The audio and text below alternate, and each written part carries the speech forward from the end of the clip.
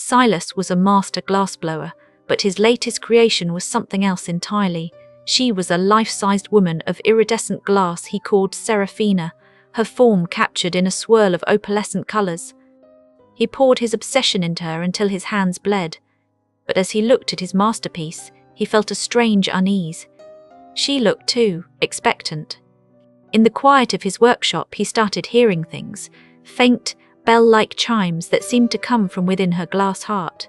Sometimes, from the corner of his eye, he'd swear the colours in her skin swirled like oil on water. He dismissed it as exhaustion, but the feeling that he was no longer alone was steadily growing. Her presence began to bleed into the workshop. Tools left overnight grew delicate, crystalline frost. A rose he'd placed on her pedestal petrified into a blossom of razor-sharp glass. He felt perpetually tired, a deep cold settling in his bones, yet he couldn't look away. He was completely mesmerized by her parasitic beauty. One night, trance-like, he reached out to touch her cheek. A sliver of glass, no bigger than a needle, flaked off and pierced his fingertip. It didn't hurt. But from that spot, a network of shimmering amethyst lines began to crawl under his skin, branching out like the veins of a beautiful, terrifying disease.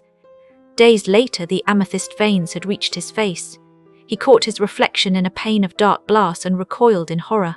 His eyes were no longer human, they were beginning to fracture into the shimmering, hollow facets of a geode. He finally understood. She wasn't just art, she was a hunger, and she was devouring him. With a cry of terror, he grabbed a heavy iron mallet. His hands felt brittle, translucent. As he approached Seraphina, a melodic, chilling hum filled the air. Her head, once fixed, turned slowly to face him. Her glassy eyes, devoid of pupils, glowed with an ancient, possessive coldness. She was waiting for him. He swung the mallet with all his remaining strength. But instead of shattering, Seraphina exploded into a cloud of shimmering, prismatic dust. The dust swirled around him, a beautiful hurricane of light that forced its way into his mouth and lungs. He screamed, a sound that cracked and splintered as the transformation violently completed itself. The workshop is a silent, crystalline grotto.